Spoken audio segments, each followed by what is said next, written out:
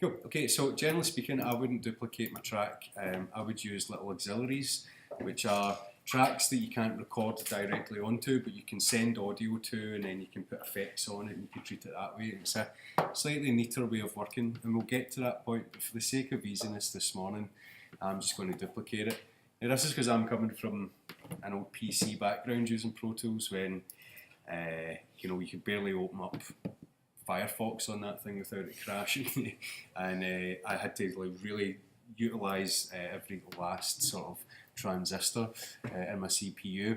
Nowadays with these super machines, obviously we don't really need to worry about how much CPU we're using or whatever, but it is good practice. We'll get to that point, and we'll certainly be using them for effects buses later on. What I'm going to do in here is I'm going to put a little reverb, a little delay onto this. I'm going to just try and get it to trigger the 16ths. I'm also then going to put a little high pass filter on it, which is going to drop away the bottom end and clean up some of the muddiness that sometimes appears when you've got kicks getting repeated into themselves. Okay, so let's have a wee look. I'm going to use this multi-delay plugin. I've got 5 different taps, which means I've got 5 different delays that I can have in it. And I want it to be at a maximum 1 bar long. Okay, so at very most it would be able to go low, 2, 3, 4, below. Okay, and that was when the next delay would come in.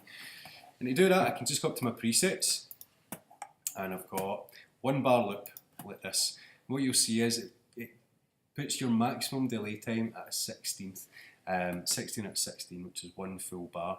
Which means that the smallest delay we could really go for in here, that's wise to go for in here, is 1/16 of a bar. So I know I'm speaking lots and lots of sort of musical sort of lingo there, but it's just counting. If you count 4 beats in a bar, 16th would just be splitting the same bar but into 16ths. So when I'm counting 1, 2, 3, 4, you would count in 16ths. 1, 2, 3, 4, 5, 6, 7, 8, 16. Okay, so in here I've got my feedback. This is how many repeats I'm going to have. So I'm going to put it up to about 40%, which means I should have 4 decays. Okay, so I'm going to have 4 delays, and each of these is a little timing delay. So for each of these, it's going to have 4 delays at whatever time I've set it for. So in here, I know it's not the greatest resolution, but you can see in here that for each of these little taps, I've got my own timing control in here. So I'm just going to isolate the first one, and I want it to be a 16th of a bar. So I'm going to take this all the way down to 1/16. Cool. Okay, I'm going to put the mix all the way up to 100% because this is effectively just a delayed channel. So when I listen to it on its own, it should sound fine. Get the click track away. Okay, so that's now just delaying round and round and round and round. If I want to have less delays, I just go down and put it down to 10%. That's one delay. Okay. I need to listen to it, of course, with my main groove because this is what I want to delay from. So I'll just blend this in and just try and get some percussion going on.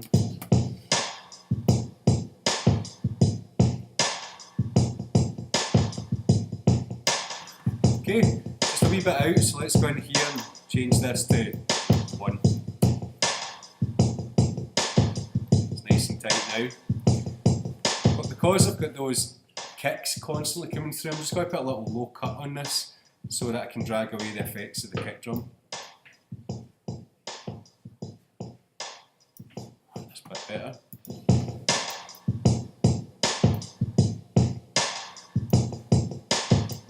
Cool. Okay, and then I could add in another one if I want, maybe at a quarter note, so 4. Divide 16 by 4 gives you 4. Just fire that in here, and I'm going to blend this in with the original as well.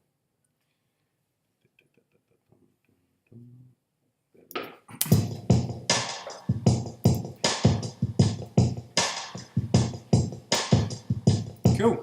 Okay, and you can pan these around so they ping pong left to right if you want. That's already given me a wee bit more character that wasn't there before. Then you could also go in here and EQ it. So if I wanted to change the character of it, I might put a little bit of sparkle onto it.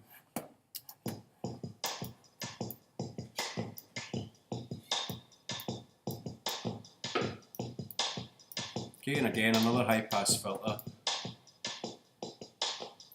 That's all I want from this delay, is those high-end percussive sort of delays. again blend in with the original.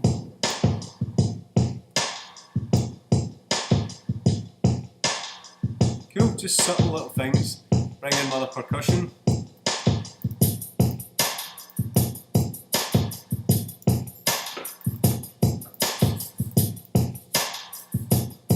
It's all about creating a mood. Now I'm going to build my melodies on top of it. So that's a cool little delay in there, and I want you to spend some time getting to know that delay. It's pretty complicated, but once you get in about it, it's dead sort of straightforward. If I really want to add in loads and loads of delays, then I just increase my feedback, which goes from one delay, every 10% increase adds another delay onto it. So let's go crazy.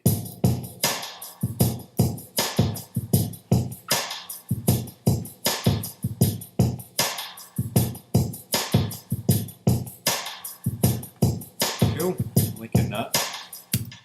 Then I want to bring in some melodic loops. Obviously, it'll continue to do that until it's tired itself out. Let's just go back down here now. Okay. Hence why delays are sometimes some of the last things you put on it. In here, I want to bring in some melodic loops. So I just so happen to have a melodic loop that's in E flat and is at 78 beats per minute, which is the same tempo as I'm currently using. So that's nice and easy. I'm just going to click copy to bring it in, click done, and then open. Click OK for a new track, and what should happen is when I move it into time, as we can see, it's directly, it totally works because it's now completely in time.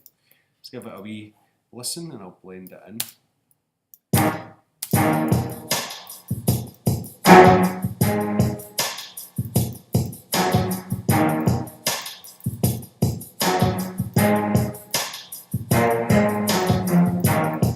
Cool.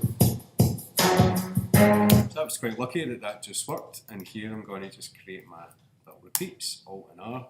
So I've got my 16 bar loop nice and tight here, and one I made earlier, my little bass melody to go along with it.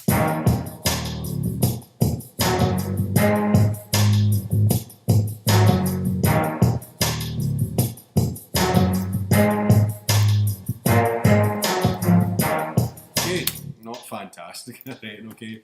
I'm not saying that's going to win any awards, but just fired it in very quickly.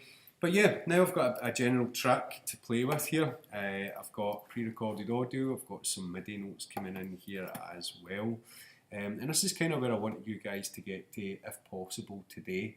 I've got the second years this afternoon for acoustics, and I'll be piling in here about 12-15, I imagine. So you've still got another 50 minutes or so to try and pull this into shape. But if you're struggling with it, I'm going to come round one by one, okay, and walk you through some stuff.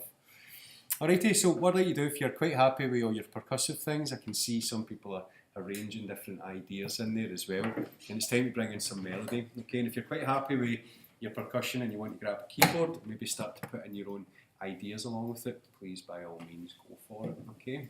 Cool, thanks folks. Okay, I'll be with you in a wee second.